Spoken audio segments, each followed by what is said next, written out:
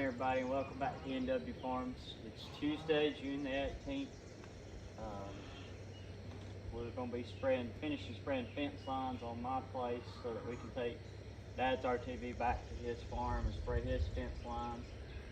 So this is our sprayer setup that we use on a lot of the smaller pastures that we have. We will broad spray with it, and then we'll spray all of our fence lines with this, and I've even sprayed a couple of the fields that we cut for hay. So this is a Kubota RTV 1100. This is our UTV of choice.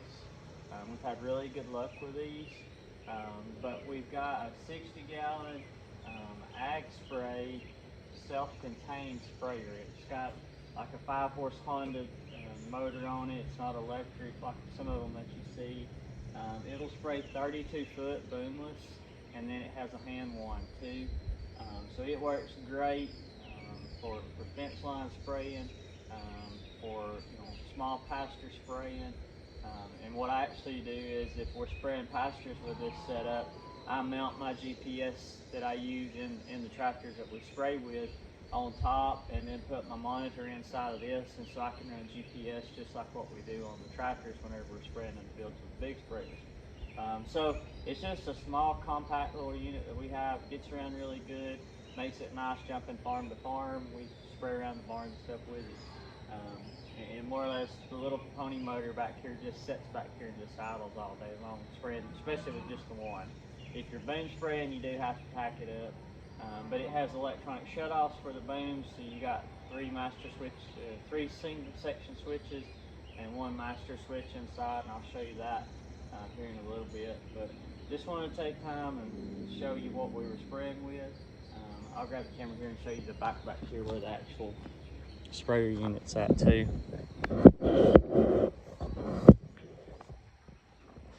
So you can see there's the booms.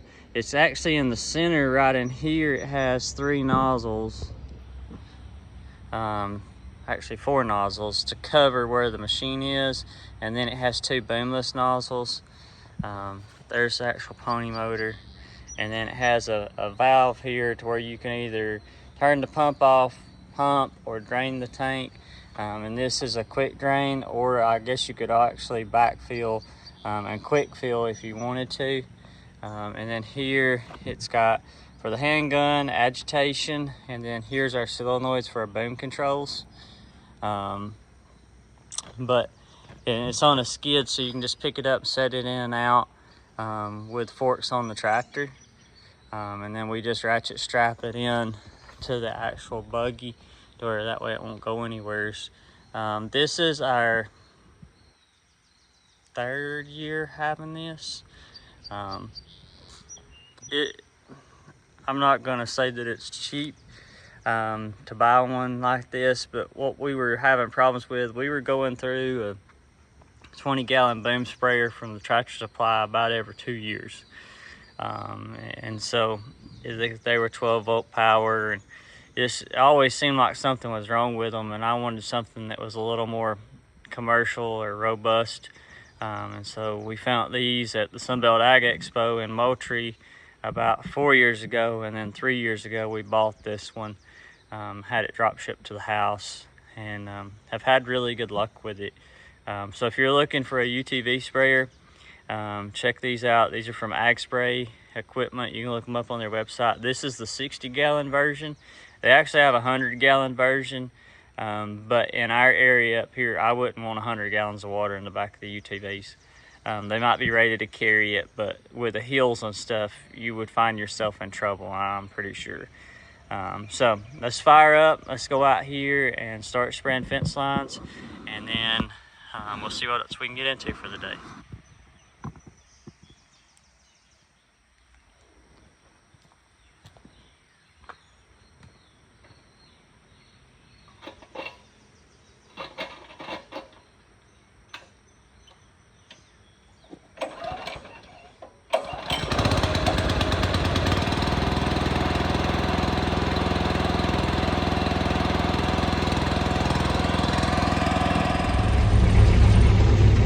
Okay, so right there is the control head for the sprayer. You see here's our pressure gauge. That's the on off for the booms. So now if we wanted to, we could flip these switches here on, and we would have 3-section boom control. These two are for the wings, for the boomless nozzles. This one is for the center nozzle. But whenever I'm hand spraying, I just always just turn it off. And then that way I don't have to worry about hitting the wrong button or I'm coming on and spraying something I don't want. So let me get out here to where we're gonna spray out, and then get set up, and we'll turn the camera back on and spray a little bit.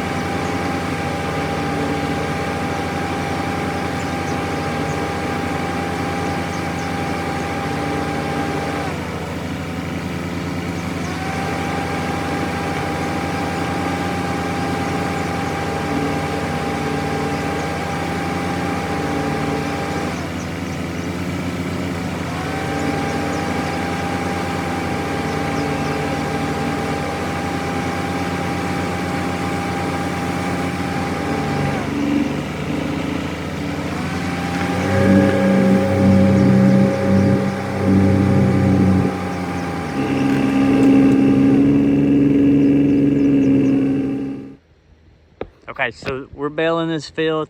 I didn't film anything raking today, and I haven't filmed anything baling either.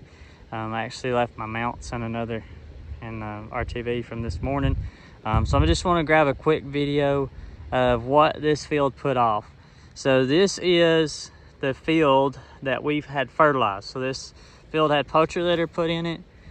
This is the field in the video of mowing. It should be the picture that is on the right hand side. So this would have been the healthiest looking fescue and the thickest looking with the dark hunter green leaves that I talked about being almost knee deep. So I'm gonna kindly pan out across this field here. And I was gonna tell you how many bales are in this field, but I'm just gonna kind of quickly pan across it. And well, here's what I want you to do. I'm gonna do a screenshot just like this, and one of the field that didn't get fertilized.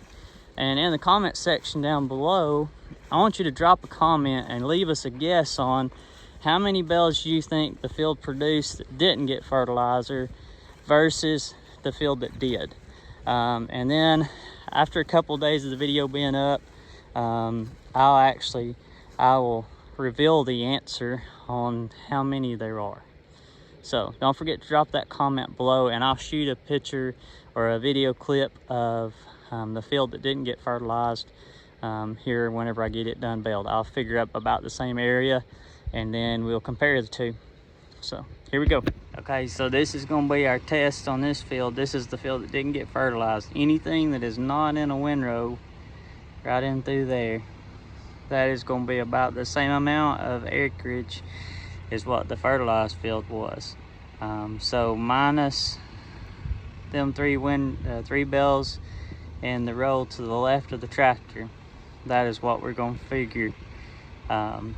I'm going to rake this hay differently so I'll know by the way the bales are set and which group they're in. So we'll video it when we get it baled up, see how much is there.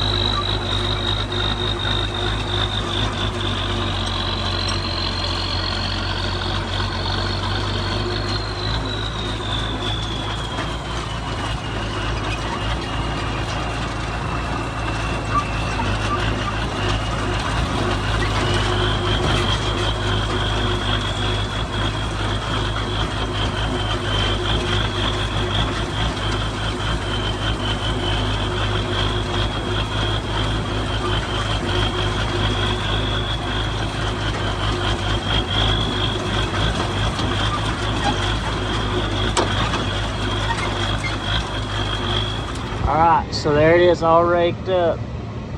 Maybe you can see that through them dirty windows. We're fixing to bale it.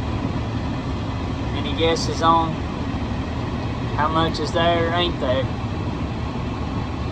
We'll tell you here directly. Okay, so we've baled about the same area. So we're gonna classify this as one of the bales.